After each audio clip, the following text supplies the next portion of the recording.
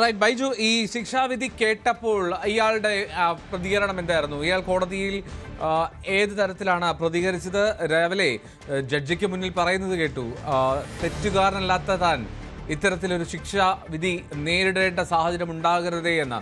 മാത്രമല്ല കുടുംബത്തിൻ്റെ സാഹചര്യമൊക്കെ വിശദീകരിക്കുന്നുണ്ടായിരുന്നു. അപ്പോൾ ഇതൊന്നും കോടതി അക്കമിട്ടില്ല എന്ന് തന്നെയല്ലേ വ്യക്തമാകുന്നത്? കോടതിയിൽ ഇയാളുടെ പ്രതികരണം എന്തായിരുന്നു?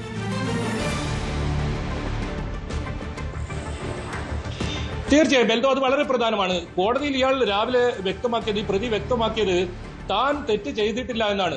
അതോടൊപ്പം ഇയാൾ പറഞ്ഞത് തനിക്ക് ഭാര്യയുണ്ട്, മക്കളുണ്ട്, അതോടൊപ്പം പ്രായമായ അച്ഛനും അമ്മയുണ്ട്, ഇവരൊക്കെ നോക്കേണ്ടത് താനാണെന്നാണ്.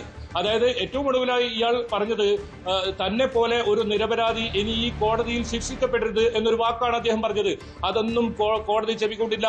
പ്രോസിക്യൂഷൻ കൃത്യമായി ഇതിൽ തെളിവുകൾ ഹാജരാക്കാൻ സാധിച്ചു. ശാസ്ത്രീയമായ തെളിവുകൾ അത് കൃത്യമായി ഈ കേസിൽ പോക്സോ കേസും അതോടൊപ്പം ബലാത്സംഗവും തെളിയുന്ന സാഹചര്യമാണ് ഉണ്ടായത്. അങ്ങനെ കൃത്യമായ തെളിവുകളുടെ അടിസ്ഥാനത്തിൽ കോടതി ഈ പ്രതി കുറ്റക്കാരനാണെന്ന് കണ്ടെത്തുന്നു. അല്പസമയം മുമ്പ് ഇത്തരത്തിലുള്ള ഒരു വിധിയും വരുന്നു. ആ വിധി തികച്ചും ഇയാളെ സംബന്ധിച്ചോളം ഞെട്ടിപ്പിക്കുന്നതായിരുന്നു. ഒരു പക്ഷേ ഇയാളുടെ പ്രതിഭാഗം അഭിഭാഷകൻ പോലും ഒരു ജീവപര്യന്തമാണ് പ്രതീക്ഷിച്ചിരുന്നെങ്കിൽ അതിനും അപ്പുറം 40 വർഷം തടവ്. അതായത് പോക്സോ പ്രായപൂർത്തിയാകാത്ത പെൺകുട്ടിയെ ഇത്തരത്തിൽ പീഡിപ്പിച്ചതിന് 20 വർഷം വീതം രണ്ട് തടവ്, അതായത് 40 വർഷം തടവ്. അതിനുശേഷം സ്കൂളിന്റെ ഒരു വിദ്യാഭ്യാസ സ്ഥാപനത്തിലാണ് ഇത്തരം ഒരു സംഭവം നടന്നത്. വിദ്യാഭ്യാസ സ്ഥാപനത്തിൽ നടന്ന ഒരു ബലാത്സംഗം എന്ന നിലയിൽ അതിനുശേഷം ഇത്തരത്തിൽ മരണം വരെ തടവ് അനുഭവിക്കണം എന്ന ഒരു ശിക്ഷയാണ്. വളരെ സുപ്രധാനമായ, വളരെ നിർണായകമായ ഒരു വിധി തന്നെയാണ് ഇതെന്ന് പറയേണ്ടി വരും. ഒരു പക്ഷേ പ്രോസിക്യൂഷനെ സംബന്ധിച്ചിടത്തോളം അപൂർവങ്ങളിൽ അപൂർവമായ കേസായി പരിഗണിക്കണം എന്ന് തന്നെയായിരുന്നു അവർ ആവശ്യപ്പെടുന്നത്. പ്രതിക്ക് വധശിക്ഷ വരെ നൽകണമെന്നൊരു ആവശ്യം ഉന്നയിക്കുന്ന സാഹചര്യം ഉണ്ടായിരുന്നു. പക്ഷേ ഇപ്പോൾ വന്നിരിക്കുന്ന വിധിയിൽ തൃപ്തരാണ് എന്ന് തന്നെയാണ് അല്പസമയം മുമ്പ്. ഒരു നിമിഷം, അഡ്വക്കേറ്റ് പ്രേമരാജൻ പ്രതിഭാഗത്തിന് വേണ്ടി വാദിച്ച അഭിഭാഷകനാണ്.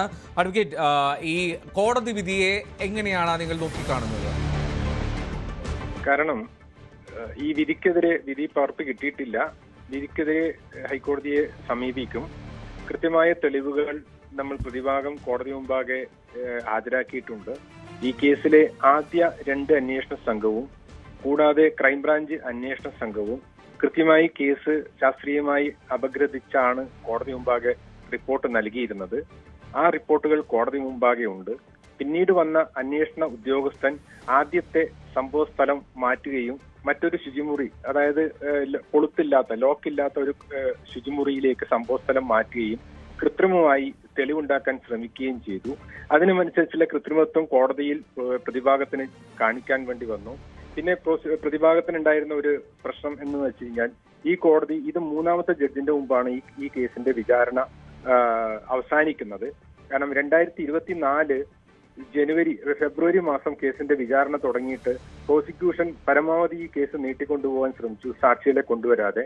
ഒടുവിൽ 40ഓളം സാക്ഷികളെയും 3 പ്രതിഭാഗം സാക്ഷികളെയും വിസ്തരിച്ച വിചാരണ കോടതി ജഡ്ജിയുടെ മുന്നിൽ വിധി പ്രസ്താവത്തിന് വെച്ചതിന് ശേഷം അവർക്ക് ട്രാൻസ്ഫർ ഉണ്ടാവുകയും അതിനുശേഷം വീണ്ടും പുനർവാദം കേൾക്കുകയുമായിരുന്നു ഈ കേസിൽ ഉണ്ടായിരുന്നത്. അത്തരമൊരു ബുദ്ധിമുട്ടുള്ള സാഹചര്യം ഈ കേസിൽ പ്രതിഭാഗത്തിനുണ്ടായി.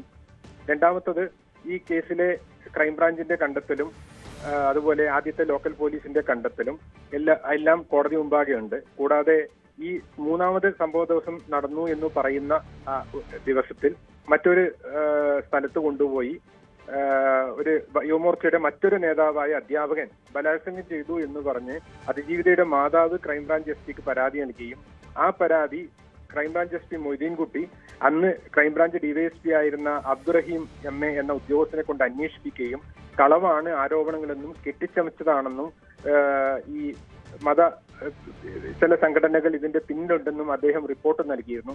അദ്ദേഹത്തെയും ഈ കുട്ടിയെ കൗൺസിൽ ചെയ്ത 2 ക്ലിനിക്കൽ സൈക്കോളജിസ്റ്റുമാരെയും പ്രതിഭാഗം സാക്ഷികളായി കോടതിയിൽ വിസ്തരിച്ചിരുന്നു. അവരെ പ്രോസിക്യൂഷൻ ക്രോസ് വിസ്താരം നടത്തുപോലും ചെയ്തിരുന്നില്ല ആ ഡിവൈഎസ്പിയെ. അതുകൊണ്ട് തന്നെ കൃത്യമായി നമുക്ക് ഈ കേസിൽ ഗ്രൗണ്ട്സ് ഉണ്ട്. കാരണം ഇത് അന്തിമ വിധിയല്ലല്ലോ. കാരണം ഈ കാര്യങ്ങളെല്ലാം നമ്മൾ ഹൈക്കോടതിയിൽ ചൂണ്ടിക്കാണിക്കും. അവിടെ കൃത്യമായി എല്ലാ രേഖകളും, വിചാരണ കോടതി മുമ്പാകെ എല്ലാ രേഖകളും നമ്മൾ നിരത്തിവെച്ച് അവിടെ ഹൈക്കോടതിയെ സമീപിക്കുന്നതായിരിക്കും. കാരണം 1.5 വർഷം വിചാരണ നീണ്ടു പോക്കിയത് കാരണം ഈ കുട്ടിയുടെ മൊഴിയെടുത്തതും മറ്റ് സാക്ഷികളുടെ മൊഴിയെടുത്തതുമായ ജഡ്ജസ് ഈ കേസിൽ വിധി പറയരുത് എന്നുള്ള പ്രത്യേക താല്പര്യം പ്രോസിക്യൂഷൻ ഉണ്ടായിരുന്നു എന്നാണ് ഞാൻ മനസ്സിലാക്കുന്നത്. പലതവണ സാക്ഷികളെ കൊണ്ടുവരാതെ മടക്കിയിരുന്നു. അവസാനം ഒടുവിൽ വാദം കേട്ട് ജഡ്ജ്മെന്റിന് വെച്ച സമയത്ത് ആ ജഡ്ജിന് ഫാമിലി കോടതിയിലേക്ക് മാറുകയും പുതിയ ജഡ്ജിന് മുമ്പാകെ ഈ കേസ് വിധി പറയുകയാണ് ഉണ്ടായത്. അഡ്വക്കേറ്റ് പ്രേമരാജൻ, ഈ വളരെ ശാസ്ത്രീയമായിട്ടുള്ള ഗ്രൗണ്ടുകൾ ഈ കേസിൽ പ്രോസിക്യൂഷൻ ഹാജരാക്കിയല്ലോ, ബ്ലഡ് സ്റ്റെയിൻ ഉൾപ്പെടെയുള്ളവ. അപ്പോൾ അതിനൊക്കെ നിങ്ങൾക്ക് അതിനെ ഖണ്ഡിക്കാനുള്ള സാഹചര്യം ഉണ്ടായില്ല എന്ന് തന്നെയല്ലേ പ്രശ്നം? അല്ല ഞാൻ പറയാം.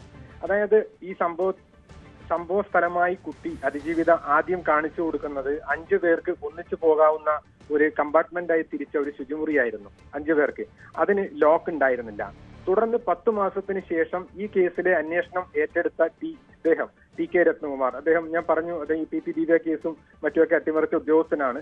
അദ്ദേഹം ഈ കേസ് അന്വേഷണം ഏറ്റെടുക്കുകയും അദ്ദേഹം ആ ശുചിമുറി സംഭവസ്ഥലം എന്ന രീതിയിൽ നിന്ന് മാറ്റി തൊട്ട് മുന്നിലുള്ള ശുചിമുറിയിലേക്ക് സംഭവസ്ഥലം മാറ്റുകയും അവിടെ നിന്ന് 2 ടൈൽസിന്റെ കഷ്ണം എടുത്തുകൊണ്ടുപോവുകയും ചെയ്തു. അത് പരിശോധിച്ചിട്ട് അതിന് ഹ്യൂമൻ ബ്ലഡ് ഉണ്ട് എന്ന് പറഞ്ഞിട്ടില്ല. എന്നിട്ടും സാക്ഷി പട്ടികയിൽ അദ്ദേഹം ഹ്യൂമൻ ബ്ലഡ് കണ്ടെത്തിയതായി കാണിച്ചു എന്ന് പറഞ്ഞ് അദ്ദേഹം കൃത്യമായി എഴുതി ചേർത്തു. കോടതിയിൽ അത് തെളിഞ്ഞതാണ്. അത് പ്രതിഭാഗം ക്രോസ് വിസ്താരത്തിൽ തെളിഞ്ഞതാണ്. മാത്രമല്ല സയന്റിഫിക് ഓഫീസറും പറഞ്ഞു ഈ ധാരാളം പേർ ഉപയോഗിക്കുന്ന ഇതിൽ രക്തത്തിന്റെ സാന്നിധ്യം കാണാം, എന്നാൽ മനുഷ്യരക്തമാണോ എന്ന് പറയാൻ സയന്റിഫിക്കലായി പറ്റില്ല എന്നും പറഞ്ഞിട്ടുണ്ട്. അതുകൊണ്ട് തന്നെ അത്തരം വാദങ്ങൾ നിലനിൽക്കല്ലാത്തതാണ്. രണ്ടാമത്തെ കാര്യം, ഈ കുട്ടിയുടെ ഫോണ്, അതായത് ബാത്റൂമിൽ വെച്ച് നേക്കഡ് ആയിട്ട് ഫോട്ടോ എടുത്തു എന്നാണ്. ഈ ഫോണ് ശാസ്ത്രീയ പരിശോധനയ്ക്ക് അയച്ചു. ശാസ്ത്രീയ പരിശോധനയ്ക്ക് അയച്ച സമയത്ത് അങ്ങനെയുള്ള യാതൊരു കണ്ടൻസും കിട്ടിയില്ല. തുടർന്ന് കോടതിയിൽ ഞാൻ അത്തരമൊരു ആരോപണം ഉന്നയിച്ചിട്ടേ ഇല്ല എന്ന് ഈ അതിജീവിത പറയുകയായിരുന്നു ഉണ്ടായിരുന്നത്.